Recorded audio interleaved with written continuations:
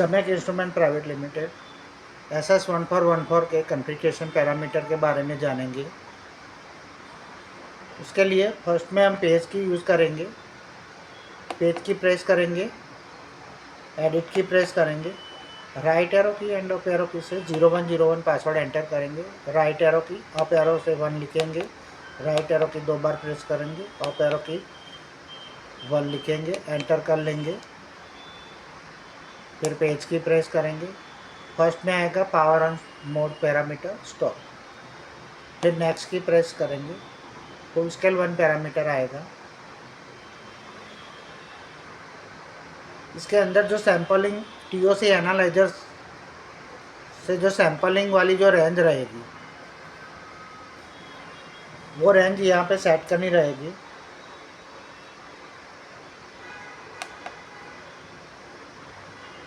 Ten PPB है तो 10 यहाँ पे सेट कर सकते हो।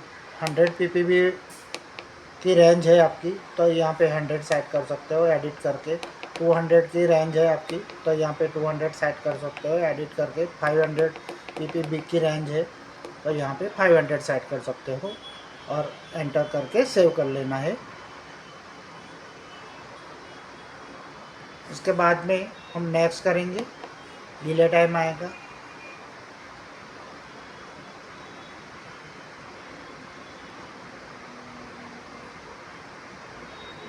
एनालिसिस कंप्लीट होने के बाद में लैच आउटपुट वैल्यू जो मिलेगा इनपुट में, जो हमने फुल स्केल 1 पैरामीटर में जो PPB वाली जो रेंज सेट की, इसके अकॉर्डिंग में हमें सैम्पलिंग कंप्लीट होने के बाद में जो आउटपुट मिलेगा वो आउटपुट हमें DCS या तो HMI, जिसमें भी आपने 420 के लिए जो कनेक्शन किया है सीक्वेंसर में से,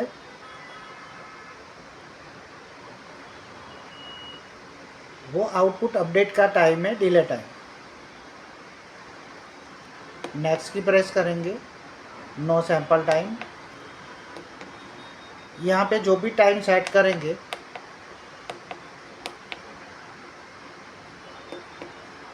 यहाँ पे अगर 10 सेकंड हमने सेट किया है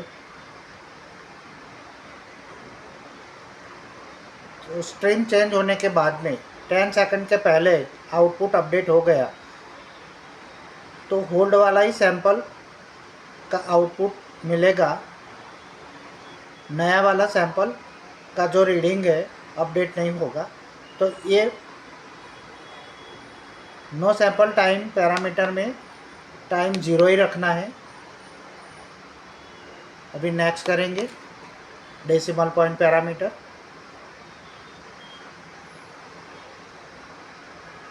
लैच आउटपुट वैल्यू के लिए ये पैरामीटर इम्पोर्टेंट है। मान लो कि आपको यहाँ पे डेसिमल 50.00 डेसिमल के बाद में अगर 2 वैल्यू आपको चाहिए, आपकी रेंज कम से कम 1 PPB की है या 10 PPB की है या तो 50 PPB की है, 2 डिजिट में है, तो आप यहाँ पे डेसिमल पॉइंट ऐड कर सकते हैं। 1 PPB है तो 3 डेसिमल तक आप सेट कर सकते हैं। 10 PPB 50 PPB मतलब डबल डिजिट में है 99 PPB तक, तो यहाँ पे 2 डेसिमल तक आप ऐड कर सकते हैं। और 500 PPB है, 200 PPB है तो यहाँ पे आप सिंगल डेसिमल पॉइंट यूज़ कर सकते हो। और अगर 4 डिजिट में है, 1000 के ऊपर की वैल्यू है, 2000 3000, तो यहाँ पे डेसिमल पॉइंट 0 रखना है। और यहाँ पे फुल स्केल 1 में आपको जो भी वैल्यू 4 डिजिट में सेट करनी है वो 1000 2000 जो भी सेट करना है वो कर सकते हैं। अगर यहाँ पे आपको 2000 की जगह में यहाँ पे 20 PPB की वैल्यू है आपकी, तो 2 डेसिमल सेट करेंगे और प्रीवियस के से वापस जाके देखेंगे तो आपका 20.00 2 डेसिमल की वैल्यू मिल जाएगी।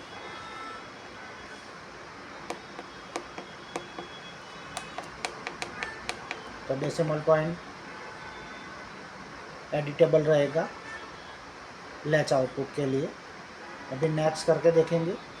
ये बॉड रेट पैरामीटर है, ये सीरियल कम्युनिकेशन RS485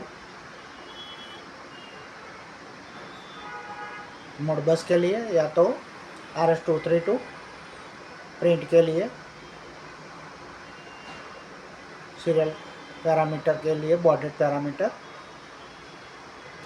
सेट कर सकते हो।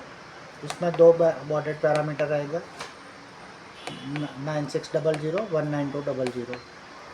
Edit enter. Next unit number, ये भी सीरियल कम्युनिकेशन पैरामीटर है। यहाँ पे हम 31 तक यूज़ कर सकते हैं serial number.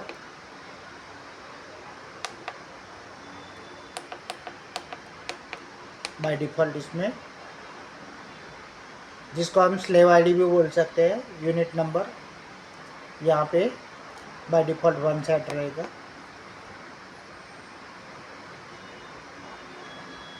Pulse count,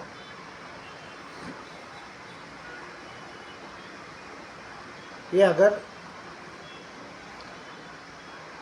analysis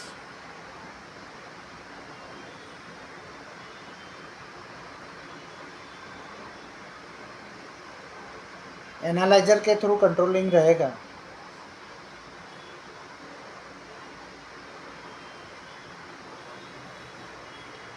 तो इसमें सैंपल एनालिसिस कंप्लीट होने के बाद में एनालाइजर TOC से एक ट्रिगर पल्स आएगा जिसे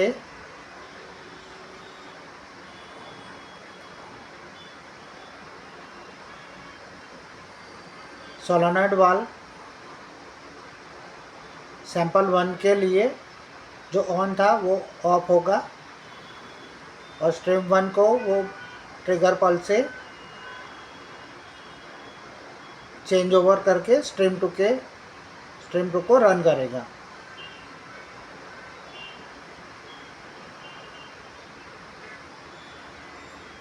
ये पल्स मोड में जब सीक्वेंस चलेगी तब ये पैरामीटर यूज में रहेगा। अभी नेक्स्ट करेंगे यूनिट। ये आपका सैंपलिंग का जो यूनिट रहेगा PPB रहेगा, या तो एडिट करके PPM में वैल्यू आएगी तो PPM आप सेट कर सकते हो, PPB में वैल्यू रहेगी तो PPB सेट कर सकते हो, परसेंटेज में वैल्यू रहती है तो परसेंटेज सेट कर सकते हो। हम जनरली यहाँ पे PPB बाय डिफ़ॉल्ट सेट करके देते हैं।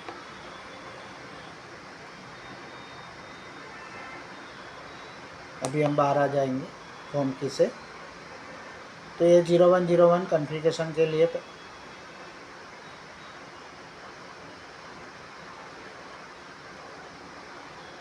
हमने देखा। अभी दोबारा हम 0101 पासवर्ड में जाएंगे और पेज की 2 बार प्रेस करेंगे। पेज की प्रेस करेंगे, 0101 पासवर्ड एंटर करेंगे और एक बार पेज की प्रेस करेंगे तो यहाँ पे स्ट्रीम पैरामीटर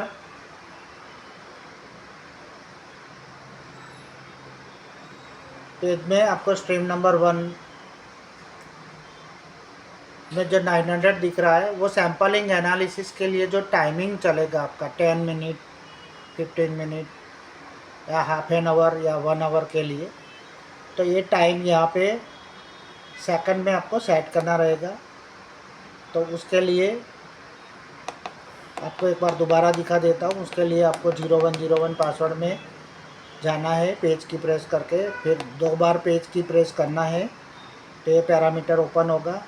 इसके अंदर अगर 10 मिनट के लिए आपको टाइम रहेगा तो 600 सेकंड सेट करना है। अगर 5 मिनट के लिए आपको रहता है तो 300 सेकंड सेट करना है। इसको अगर हाफ एन आवर के लिए रहता है तो 1800 सेकंड सेट करना है।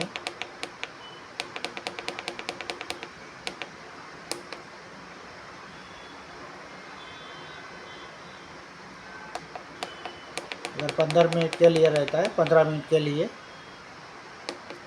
तो उसको 900 सेकंड सेट करना है। ऐसा नेक्स्ट करके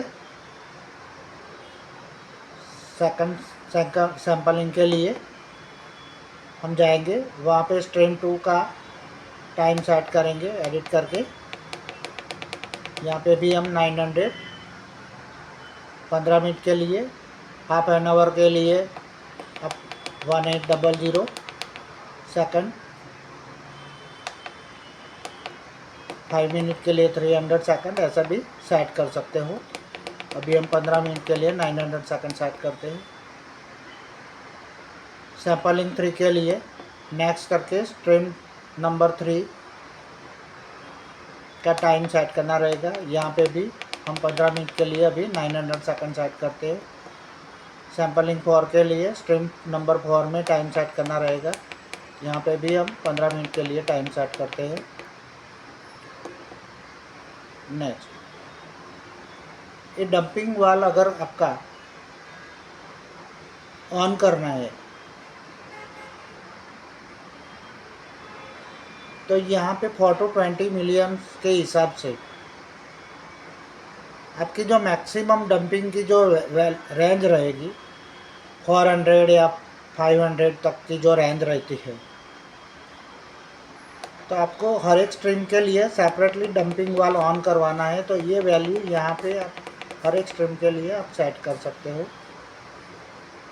अभी 400 के लिए अगर ऑन करना है आपको तो यहाँ पे 400 सेट कर सकते हो। यहाँ पे 50 के लिए अगर डंप वाल ऑन करना है 50 वैल्यू पे, तो यहाँ पे 50 भी सेट कर सकते हो। 500 के वैल्यू के ऊपर आपको यहाँ पे डंप वाल ऑन करवाना है तो 500 सेट करना रहेगा। तो हर एक स्ट्रीम का आउटपुट डंप वाल के लिए हाई अलार्म सेपरेटली सेट कर सकते हो। अभी हाई अलार्म 2 वो डंप वाल 2 के लिए स्ट्रीम 2 का डंप वाल ऑन करने के लिए यहाँ पे हाई अलार्म 2 में वैल्यू सेट कर सकते हो। डंप वाल 3 के लिए हाई अलार्म 3 में आप यहाँ पे वैल्यू सेट कर सकते हो। डंप वाल 4 के लिए यहाँ पे हाई अलार्म 4 में आप वैल्यू सेट कर सकते हो।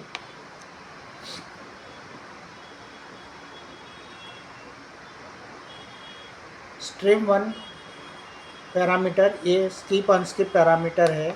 एडिट करके अप एरो से स्किप और अनस्किप आप सेट कर सकते हो। ये पैरामीटर जिस स्ट्रीम का सैंपल नहीं आ रहा है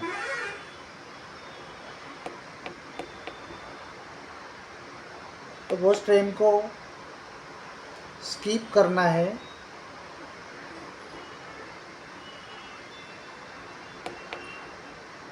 वो स्ट्रीम को चलानी नहीं है तो यहाँ पे स्किप करके उसका नेक्स्ट करके सेकंड स्ट्रीम के लिए हम जाएंगे। सेकंड स्ट्रीम अगर चलानी है तो उसको अनस्किप रखेंगे। थर्ड स्ट्रीम में जाएंगे नेक्स्ट करके, वो थर्ड सैंपल के लिए रहेगा। थर्ड स्ट्रीम चलानी है तो अनस्किप रखेंगे उसको। फोर्थ स्ट्रीम में जाएंगे नेक्स्ट करके, सैंपल 4 को नहीं चलाना है तो उसको स्किप कर लेंगे। इसके बाद में नेक्स्ट करके अभी हमने सैंपल 1 नहीं चलाना था तो ये स्ट्रीम 1 का जो टाइम है उसको भी हम 0 कर लेंगे। सैंपल 2 और 3 चलाना है तो उसका टाइम यहाँ पे सेट करके रखेंगे। 4 हमको नहीं चलाना है तो उसको हम एडिट करके 0 कर लेंगे।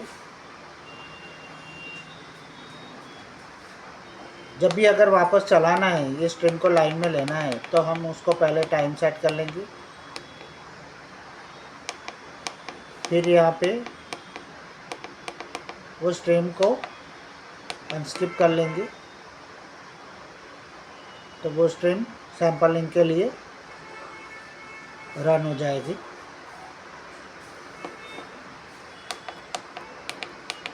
यहाँ पे भी हम वापस 900 सेकंड सेट कर लेते हैं।